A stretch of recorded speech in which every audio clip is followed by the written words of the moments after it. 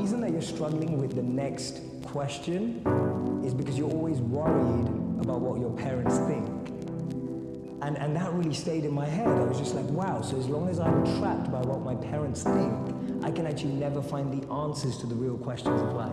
And it was kind of like this collation of little things that just made me think, wait a minute, having money, having fame, this, that, just doesn't seem to add up.